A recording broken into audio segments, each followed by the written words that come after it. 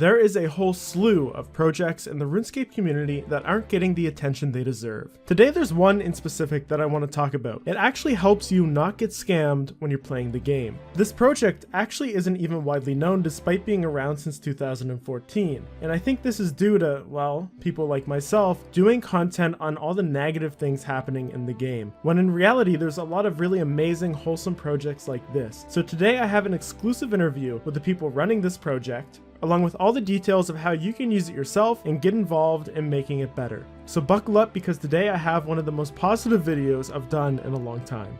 Now, the only thing that I really want from you is a like on the video, but also, my girlfriend and I are making RuneScape statues. Vorkaths are in stock right now, and everything else is available for pre-order. The pre-orders usually sell out before we actually have the batch made, so if you want to get in on something, but you don't want to wait until like December of 2021, it's better to get yourself one of those pre-order slots now before they sell out. I do wish we could make more of these things faster, but it's not enough to pay the bills, so I'm still working full-time, my girlfriend's in school. Anyways, the link is in the description. Thank you so much. So the best way that I can describe this plugin is that it's a community-based reputation system for players.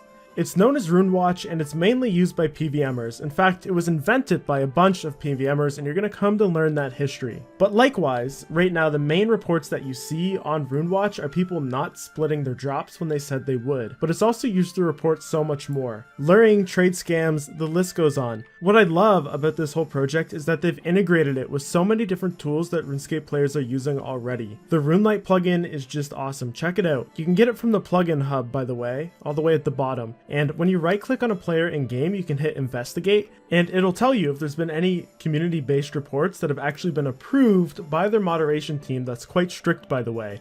There's a whole bunch of quality of life features that they took the time to build into this thing too. Like, you can investigate players in the raids window or the clan window. It'll give you a notification if someone joins the clan that you're in who is on the RuneWatch list, and it will even show you if somebody that you're currently trading with is on the RuneWatch list. I mean, the stuff they've put into this thing is a crazy amount of work, but that's not it. They also made a Discord bot that can join your server, and you can use it to search for players on there. And they also have the website, which is kind of the main hub of the project. Let's take a look, because the website is probably the best place to get an understanding of how their whole service works. So it shows all of the cases, and you'll see a little star rating next to each of them, and this is actually the rating the case reviewer actually gave for the quality of evidence that the reporter supplied. So they really take quality evidence seriously. You need to be diligent when you make a report, otherwise it might not even end up on the website at all. But let's jump into this case to see exactly what it's about. So this person is reporting Little Chuck for not splitting when they got a twisted bow drop. In the story, he says that they got this bow drop, but he decided to only split 200 mil out of the full amount. So the total damage is 542 million GP. And he's got all the evidence that shows exactly what he just said is actually true. So here he's saying that I need this GP so much, I'm gonna split less, don't be mad. Likewise, all the people in his raid party are upset at this. And then later on Discord, we get the message where he gets booted from his clan. So this report now exists on their service because there was evidence supplied that actually proved it. And if you ever run into this guy when you're doing some raids, you right click on his name, hit investigate, it'll now show that this report exists, and then you can make an informed decision whether you actually want to raid with this guy or not. If you're really keen, you notice that his username actually changed. So at the time of abuse, his username was Little Corp, but now it's Little Chuck. And once a report is live on the RuneWatch database, they actually have a system to go through and track all future username changes, so they can't just change their username and get away from this report. Here's another really cool aspect that I want to point out to you. They actually have a system for you to appeal a case that was made against you, and it can be done in two ways. Number one, you can pay the person back, and if you go into their Discord, specifically the returns channel, you can see that there's actually been a ton of people who have given the money back that they took wrongfully. So that's awesome. Without this service, I don't think those people would have ever gotten their GP back. But if somebody has reported you with maybe some false evidence and you can prove your innocence, you can also submit that here too. So I talked to Nibs, one of the senior staff members of the project, to get a little understanding of the history of the project, where it's going, and where it's currently at. So the first thing I asked him is what initially started the idea for RuneWatch, and he told me that it stemmed from PVMers and clanners that were tired of getting scammed, and they wanted to find a way to hold players accountable for their actions. And the main goal is actually to get stolen wealth returned back to the players who are rightfully entitled to it.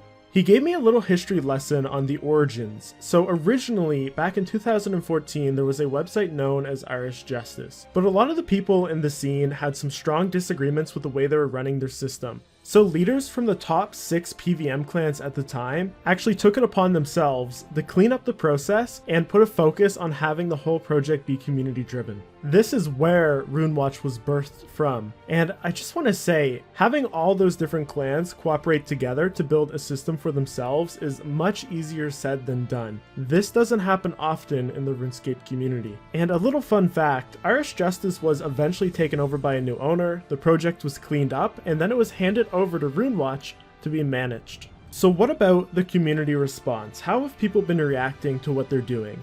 He told me that it's mostly positive, but there is negative responses from the people who have been listed. He also told me that there's occasional disagreements with how they're doing things because the nature of their service is quite controversial. He went on to reiterate that again though, most of the negativity comes from the people who have been listed on the service. That makes sense, you get caught for scamming, you're gonna be a little salty. He also told me that sometimes people get frustrated when they submit a report and it gets declined because they don't have enough evidence, but they've got to be really strict on what they actually approve as a valid report, because if it is indeed invalid but it goes up on the website anyways, it can have real negative repercussions on the person that now has that report tied to their name. So what about the future of RuneWatch? Where is the project going right now? He told me that they wish to continue the development of the system and the processes so that it's seamless from start to finish. He said right now, certain aspects of their system have been rushed to completion, so it's lacking some of the features that they want to implement. Basically right now they have a minimal viable product. It's got some bugs, it's got some manual processes in it that they want to automate, but they're actively working towards improvement of the system. He also told me that long term they want to have newly submitted cases reviewed and published to the database within just a couple of hours. He also said that they want to have name changes published on the website significantly faster because this will help prevent people from avoiding the system. But overall, their end goal remains the same. Ultimately, they just want to lower and prevent the amount of in-game scamming that is occurring.